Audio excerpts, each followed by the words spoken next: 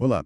Hoje a gente vai fazer uma análise mais a fundo de uns artigos recentes, da Gazeta do Povo, CNN Brasil, Valor Econômico. Isso. O foco é essa movimentação lá nos Estados Unidos, né? Figuras como Donald Trump, a congressista Maria Elvira Salazar, falando sobre a situação jurídica do ex-presidente Bolsonaro aqui. Uhum. A ideia é tentar entender o que essas fontes estão dizendo, as perspectivas e o que isso pode, sei lá, significar. Exato, desempacotar um pouco essa história. Vamos começar pelo que talvez fez mais barulho.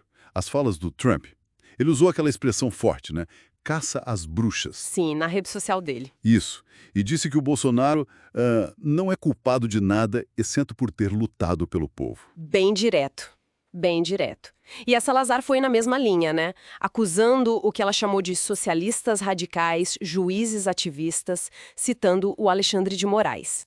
Ela falou em usar tribunais para silenciar o Bolsonaro. Usou termos como vergonha, ataque político, tirania judicial. Pesado. E um ponto que as fontes ressaltam é a comparação que os dois fazem Sim, com a situação do próprio Trump lá nos Estados Unidos. Ele até disse, né, sobre o Bolsonaro: aconteceu comigo vezes 10. Essa comparação parece chave. com certeza. E, olha só, essas falas se encaixam numa narrativa que alguns analistas chamam de lawfare, né? Nossa, é certo. A ideia é de usar o sistema de justiça como, digamos, uma arma política. Os apoiadores do Bolsonaro, como Trump e Salazar, segundo essas fontes, alegam que é isso que está acontecendo aqui. Espelhando o que o Trump disse sobre os processos dele lá. Exatamente.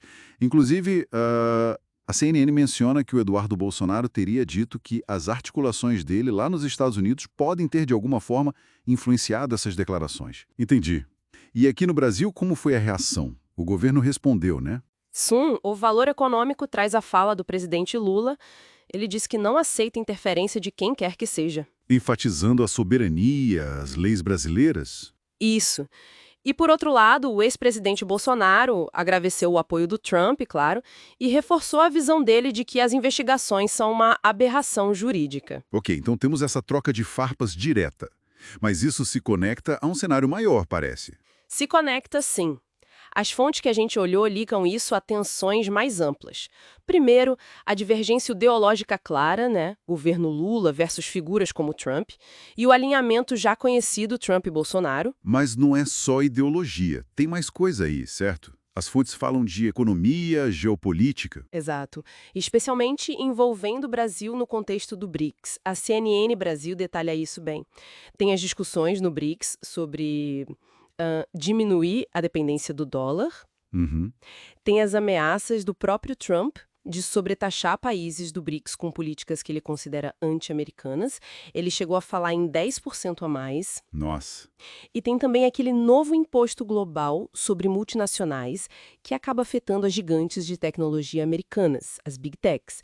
Um ponto bem sensível. E as Big Techs entram na história por outro lado também, né?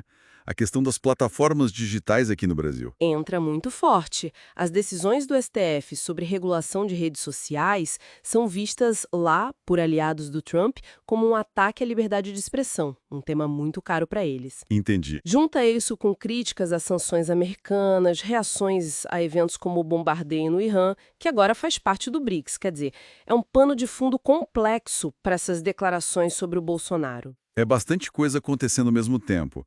Diante disso tudo, então, qual a leitura? Que peso essa tensão internacional específica tem, afinal? Olha, o que parece emergir é um reflexo de várias coisas que a gente está vendo no mundo hoje. Primeiro, essa polarização política que não respeita fronteiras, né? Cria alinhamentos internacionais. Sim. Segundo, essa alegação constante do uso do sistema legal como campo de batalha político, a tal ideia do lawfare. Que você mencionou? Isso. E, claro, a articulação entre movimentos conservadores populistas em diferentes países.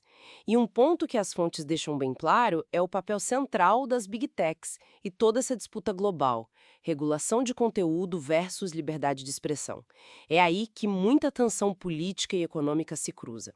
Então, para a gente amarrar, temos figuras políticas importantes dos Estados Unidos defendendo o Bolsonaro, alegando uma perseguição política via judiciário. Uhum. O governo brasileiro reage, falando em soberania, E tudo isso acontece com um pano de fundo de tensões econômicas, ideológicas, geopolíticas, envolvendo UE, Brasil e BRICS. Exatamente. E isso, acho, nos deixa com uma reflexão, né? Qual seria? Esse caso mostra bem como questões que parecem internas, políticas, jurídicas, podem muito rápido ganhar uma dimensão internacional. Elas acabam espelhando divisões ideológicas globais e envolvendo interesses estratégicos maiores. Faz sentido. Daí fica a pergunta, que não é simples de responder. Onde exatamente a gente traça a linha entre uma preocupação internacional que pode ser legítima, com processos democráticos, direitos, e aquilo que já pode ser visto como uma interferência nos assuntos internos de outro país?